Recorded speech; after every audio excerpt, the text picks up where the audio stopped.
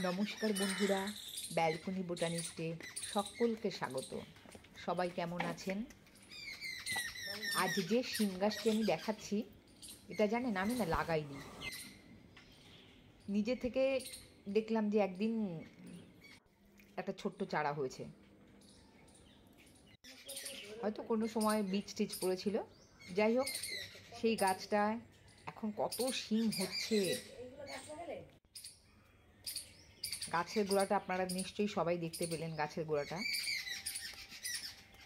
বেশ শিম হচ্ছে, মানে নিজেদের চলার মতন বেশ ভালোই শিম হচ্ছে।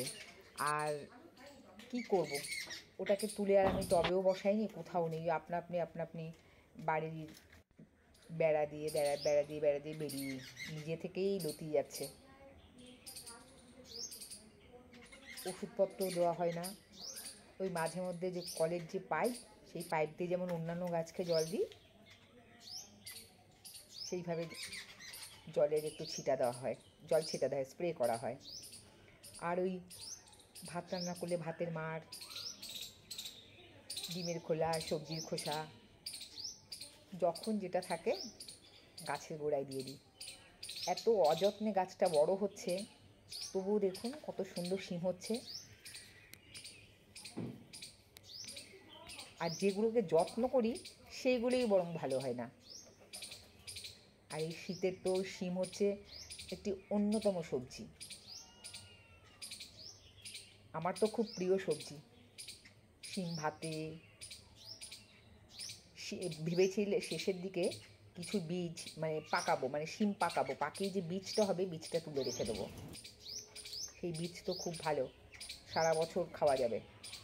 যখন আরও বেশি সবে তো সদ্য গাছটা তো নিশ্চয়ই আরও পুরনো হবে যখন, তখনের কথা বলছি। কি সুন্দর দেখতে না? সবাই মিলে আমরা তুলেছি, আর এবং প্রায় দিনই তোলা হয়।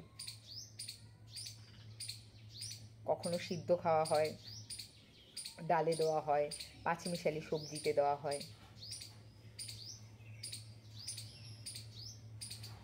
প্রতিদিনই কিছু না কিছু শিম আমরা তুলি।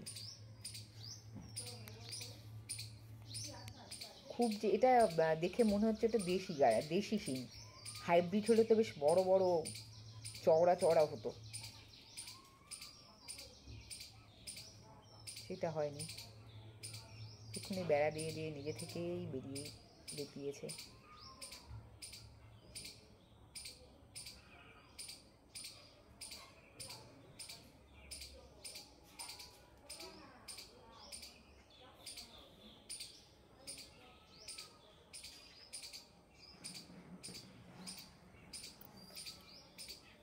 একদম ঘরোয়াভাবে, কোনো এডিটিং কিচ্ছু করিনি, যেমন করে ভিডিও করেছে ঠিক সেভাবেই আপনাদেরকে দেখাচ্ছি।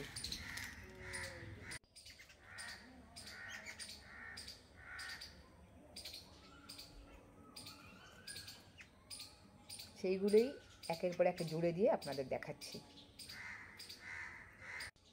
শিম তো খুব উপকারী, প্রচুর ফাইবার আছে, আর সিজনেবল সবজি, সকলের জন্যই খুব ভালো। আমার নাতিকে তো দেখুন কতগুলো তুলেছি। পোকামাকড়ের যে আক্রমণ হয় না তা নয়, আমরা ওষুধ স্প্রে করিনি, একদম অর্গ্যানিকভাবে তৈরি হচ্ছে গাছটা, মানে শিমগুলো তৈরি হয়েছে। নিচে ওই বললাম যে ডিমের খোলা সবজি এইসব দিচ্ছি। কোনো সবজি বাড়িতে না থাকলে একটু শিম ভাতে দিয়ে নিলাম, একটু শিম।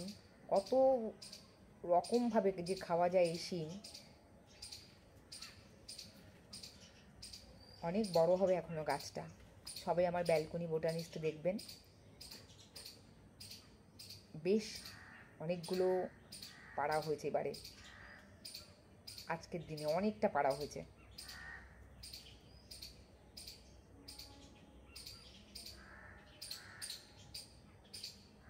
মানে বড় হওয়ার আগেই ছিঁড়ে নেওয়া হচ্ছে, এটা যে আরেকটু বড় হবে তারও সুযোগ দেওয়া হচ্ছে না। আর ভাতের মাড় তো আমি তো দেখলাম খুবই উপকারী। ভাতের মাড়, সবজির খোসা দিলে বরং গাছটা আরও বেশি সতেজ হচ্ছে, আরও ভালো হচ্ছে, সুন্দর হচ্ছে। দেখুন একটুও পোকামাকড় দেখুন, কিছু কিছু পাতায় একটু বুড়ো বুড়ো হয়েছে, কিন্তু বেশি একটু বুড়ো বুড়ো হয়েছে, কিন্তু বেশিরভাগ পাতাই সতেজ। সবাই আমার ব্যালকনি বোটানিস্ট দেখবেন, লাইক করবেন, কমেন্টস করবেন। কোনো দিন আমি তুলছি, কোনোদিন আমার মেয়ে তুলছে, কোনোদিন আমার নাতি তুলছে, মানে কিছু না কিছু রোজই তোলা হয়। সবাইকে অনেক অনেক ধন্যবাদ ব্লগটি দেখবার জন্য।